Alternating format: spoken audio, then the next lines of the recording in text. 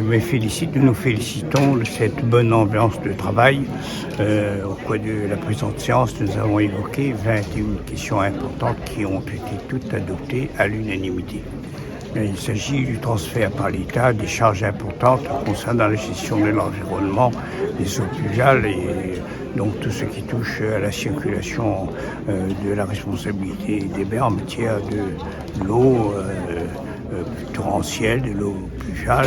Et donc nous assumons ces responsabilités avec beaucoup d'appréhension parce que la responsabilité de l'État est transférée de plus en plus vers les maires qui ont beaucoup de difficultés à gérer le territoire. Ce sont des responsabilités qui reviennent à l'État et que l'État se décharge sur nous de ses responsabilités et nous met comme elle harnais sur notre cou que nous, maires, sommes appelés à assumer avec toutes les responsabilités que nous avons à faire face aujourd'hui. En rajouter devient vraiment difficile à être maire. Nous souhaitons qu'à Ileva, que la répartition des charges dans la mise en œuvre d'une usine qui coûte 400 millions d'euros à Saint-Pierre n'obère pas à nos finances.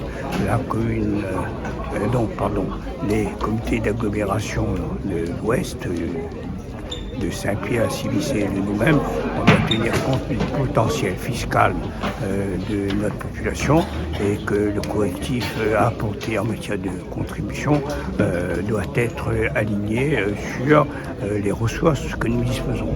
Et donc ça ne peut pas être autrement parce que sinon cela ferait imposer à nos populations pauvres beaucoup plus de charges d'impôts par rapport aux ceux pays-ci qui ont des ressources plus importantes. Bien, nos finances sont plutôt bonnes.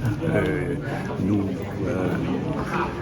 constatons que les sociétés satellites dans lesquelles nous faisons partie, au fur et à mesure de son aboutissement, c'est le cas de la Sodegis où nous allons assister à un redressement des comptes par l'étalement des dettes de la Sodegis au lieu de procéder par une augmentation ou bien une contribution plus forte de notre PCI. Donc nous remercions la Caisse des dépôts qui a conclu que notre souci était celle de garder notre indépendance et faire en sorte que la Sodegis reste entre les mains des maires de La Réunion qui n'ont pas démérité.